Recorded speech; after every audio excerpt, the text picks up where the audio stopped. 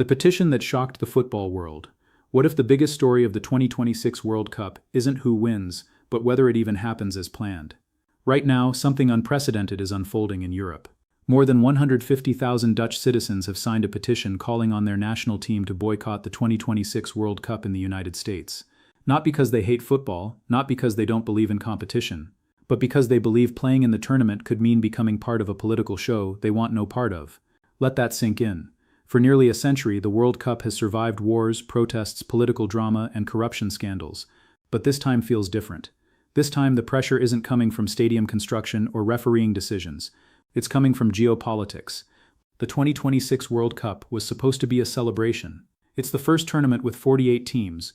It will feature 104 matches.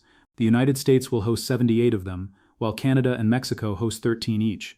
It was marketed as a symbol of North American unity, a festival of global football.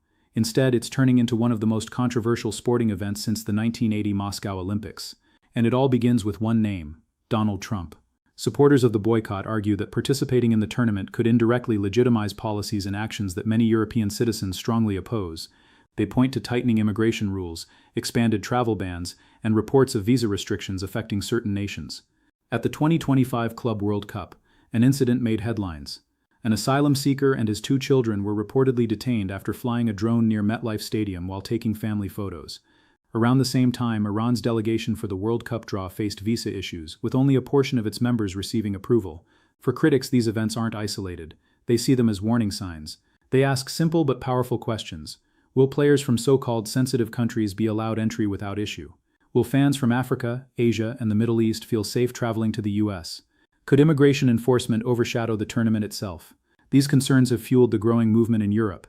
In the Netherlands, journalist Tijen van Duken launched the petition that exploded past 150,000 signatures. It's the largest football-related civic petition in Dutch history. Still, the Dutch Football Association has not agreed to boycott. They say they are monitoring the situation. Germany is also divided. Some lawmakers have called for withdrawal. Others say sport should not be dragged into politics. France has rejected the idea of a boycott for now. Belgium says it will focus on sport, not politics. The United Kingdom has seen debate inside Parliament, but no official move. So here we are. The World Cup is still more than a year away, yet the debate is already louder than the roar of any stadium crowd. But immigration policy is only part of this story. Because for many Europeans, the bigger issue isn't just what's happening inside the United States. It's what's happening outside it.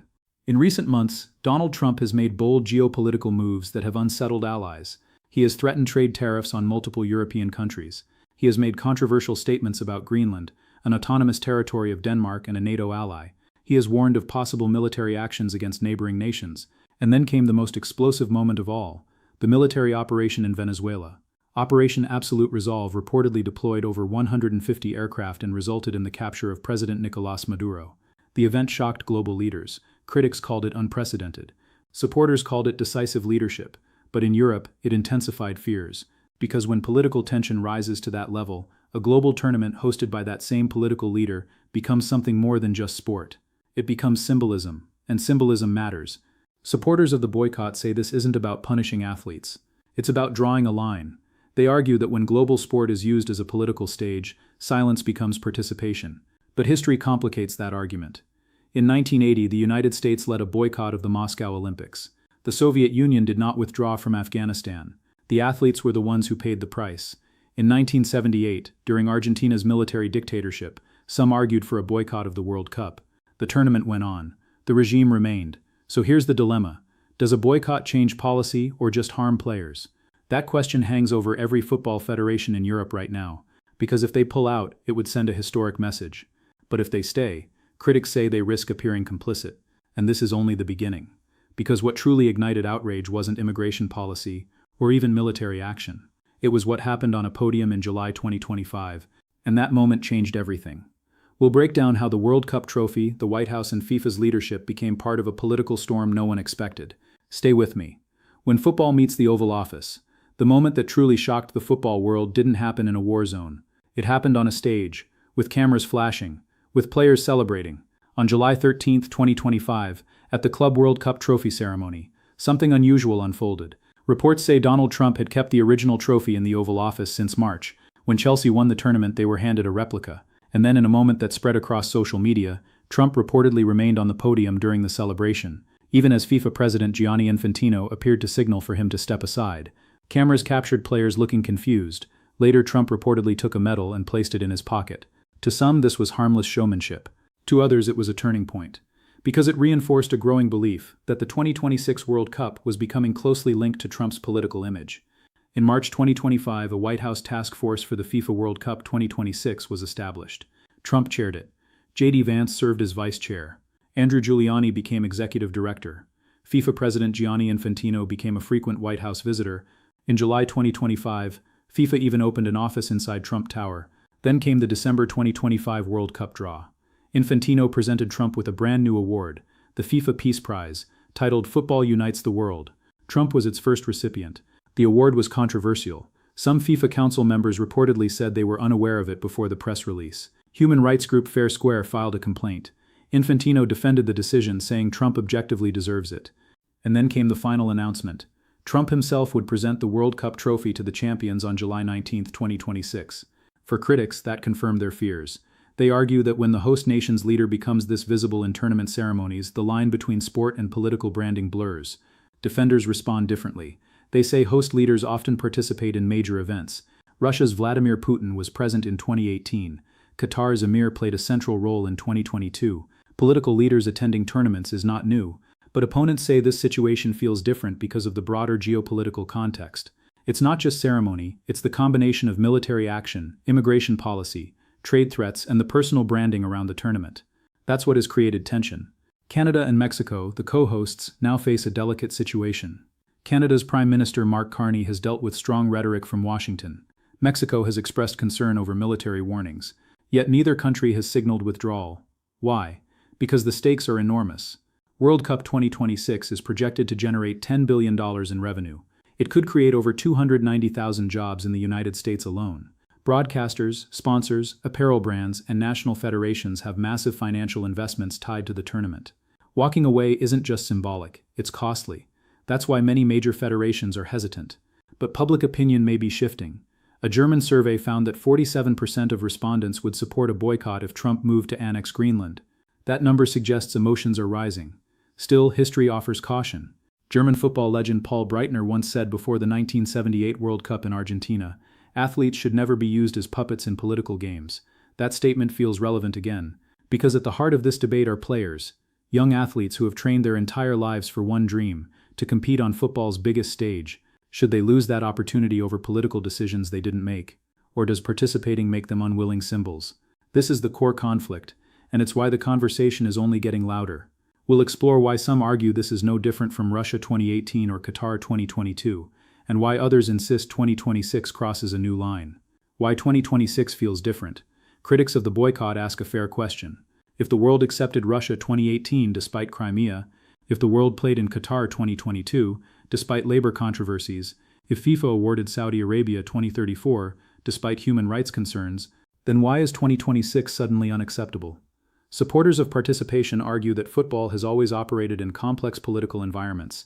They say consistency matters. If sport survived those tournaments, it can survive this one too. But opponents say 2026 combines factors in a way we haven't seen before.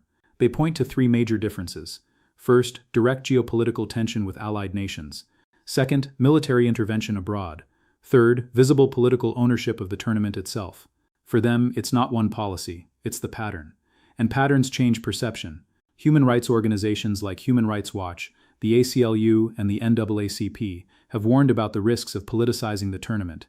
Some argue that global sport should not become a tool for any leader's messaging. At the same time, others caution against overreaction. The Washington Post has assessed the chances of a real boycott as extremely low. Money talks. Sponsors, broadcasters, and federations have binding agreements. Breaking them would have serious financial consequences. So perhaps a full boycott won't happen. But history shows resistance can take different forms. In 1978 Argentina, Dutch player Wim Rijsbergen visited the Plaza de Mayo in solidarity with families of the disappeared. At Qatar 2022, the German team covered their mouths in protest of the One Love armband ban. In Brazil during the 1980s, Corinthians players built a democratic movement inside their club that helped push the country toward reform. Teams may show up, but how they show up matters. That may be the path forward in 2026. Participation with protest, compete, but speak. play but don't stay silent. Because what's at stake isn't only a trophy, it's the identity of football as a global, unifying force. And now we arrive at the final question. What happens next? The decision that will define a generation. Between June 11th and July 19th, 2026, the world will be watching North America. But what they'll be watching isn't just goals and trophies. They'll be watching what football decides to stand for.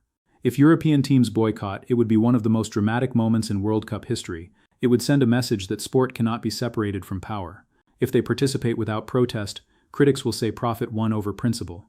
If they participate and protest clearly, it could redefine what modern athlete activism looks like. There are no easy answers.